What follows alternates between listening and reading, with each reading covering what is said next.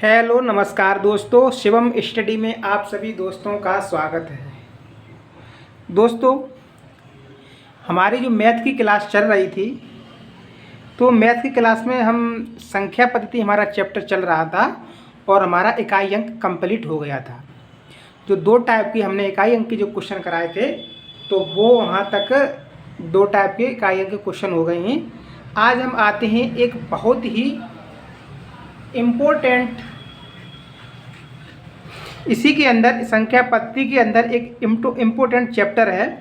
तो उस चैप्टर में क्वेश्चन हमारे आते हैं कि योग पर प्रश्न ज्ञात करना। ठीक है दोस्तों, जैसे कि यहाँ पर लिखा हुआ है कि योग पर प्रश्न। ठीक है दोस्तों, ये हम बहुत ही एक शॉर्ट ट्रिक तरीके से हम आपको बताएंगे और एग्ज़ाम में ये 100% क्वेश्चन आने वाले हैं। मैंने आपसे पहले ही बताया है कि एग्ज़ाम में संख्या पद्धति से बहुत ज़्यादा क्वेश्चन पूछे जाते हैं। ठीक है दोस्तों, तो योग वाले जो क्वेश्चन आते हैं आज हम उनको देखते हैं। तो योग पर प्रश्न, फर्स्ट नंबर हमारा प्राकृतिक संख्या के योग पर प्रश्न। ठीक है दोस्तों, प्राकृतिक संख्या के योग पर प्रश्न, इसको 2 भागों में बांटा गया है। जब संख्याएं नियमित अंतराल में हो, मतलब जब संख्याएं लगातार हों, और जब संख्याएं अनियमित अंतराल में हो, यानी कि 1, 2 मतलब संख्याएं छोड़ के होती हैं, उसको हम अनियमित अंतराल कहते हैं। अब जब संख्याएं नियमित अंतराल में हो, तब जब योग ज्ञात करना हो और जब योग ज्ञात हो, तो हमको ये सूत्र लगाना है कि प्रथम पद प्लस अंतिम पद अपॉन में 2 इंटू कुल पद का प्रयोग करेंगे। किसमें करेंगे? प्राकृतिक संख्या 1, 2, 3, 4 इसमें, सम संख्या इसमें, विषम संख्या इसमें और गुणज संख्या इसमें। ठीक है दोस्तों, इसी के साथ में हम आपको एक सूत्र और बताएंगे। देखो, 2 ही फॉर्मूले में शायद ये पूरा हो जाएगा। ठीक है दोस्तों, तो एक संख्या हम आपको और बताएंगे, इसमें वो सूत्र और बताएंगे कि n इंटू एन प्लस 1/2। एक क्वेश्चन मतलब एक सूत्र ये भी होता है, इसमें वो भी प्रयोग होगा। ठीक है दोस्तों, आइएगा देखते हैं क्वेश्चनों को। दोस्तों, तो ये हमारा क्वेश्चन रहा, क्वेश्चन नंबर 1, योग ज्ञात करना संख्या पद्धति, यानी कि ये तीसरी नंबर की क्लास है, तो भाग 3 हमने डाल दिया, संख्या पद्धति का भाग 3। तो क्वेश्चन हमारा है कि प्रथम 1 से 30 क्रमागत प्राकृतिक संख्याओं का योग ज्ञात करें। ठीक है दोस्तों, तो इसमें अभी एक सूत्र हमने आपको बताया था कि प्रथम पद प्लस अंतिम पद अपॉन में 2 इंटू कुल पद। तो दोस्तों, अगर हम उससे करेंगे तो ये थोड़ा बड़ा हो जाएगा। ठीक है दोस्तों, तो उससे न करके एक फार्मूला होता है n into N plus 1 upon में 2। ठीक है, ये शॉर्ट फार्मूला है इसी का, तो हम यही वाला रखेंगे। तो दोस्तों, n बराबर 1 से 30 रखना पड़ेगा मुझे यहाँ पर, n बराबर 1 से 30। तो दोस्तों, ये है प्रथम 1 से 30 क्रमागत प्राकृतिक संख्याओं का योग पूछ रहा है। तो संख्या हम ऐसे लिखेंगे 1 plus 2 plus 3 plus dot dot और प्लस 1 से 30। इसमें दोस्तों n बराबर होता है लास्ट वाली संख्या। ठीक है दोस्तों, तो n बराबर 1 से 30, n बराबर 1 से 30। अब देखो, ये फार्मूला है, इसमें हम n का मान रखते रहे हैं, तो कितना होगा 1 से 30 इंटू, दोस्तों यहाँ पर 1 से 30 रखेंगे और ये 1 है, तो कितना हो जाएगा 1 से 31 अपॉन में 2।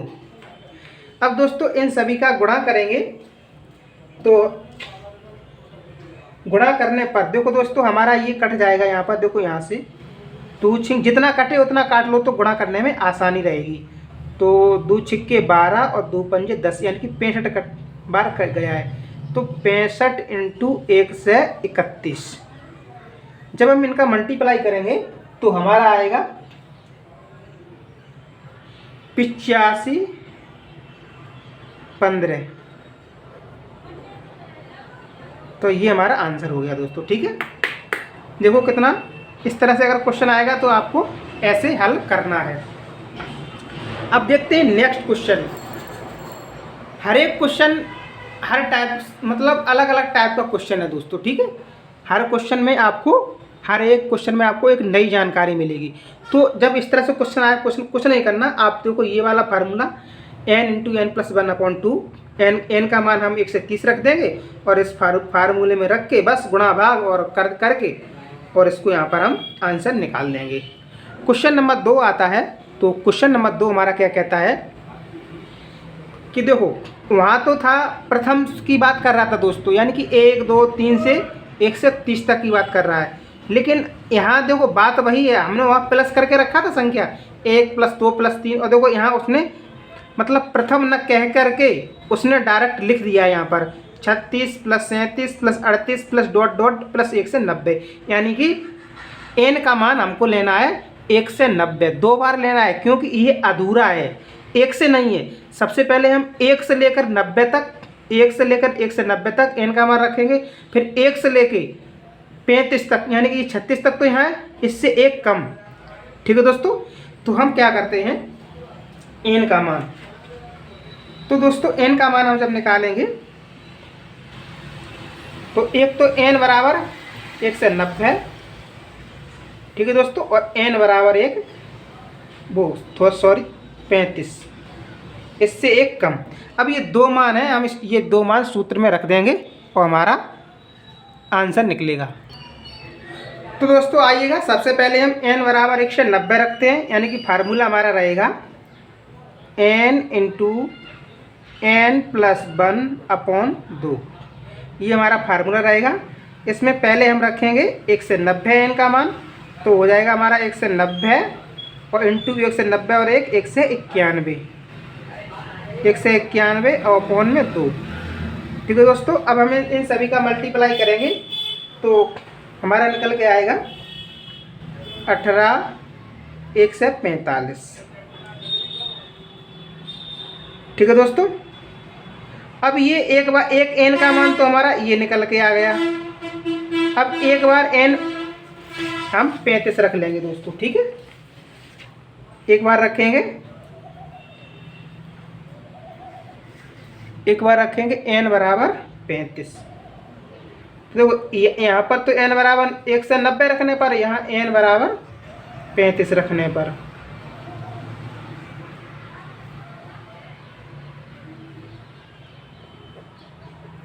ठीक, जब 35 रखेंगे तो 35 इंटू 36 अपॉन में 2, ये कट जाएगा 18 और 18 और इंटू 35, तो ये हमारा हो जाएगा 6 से 30।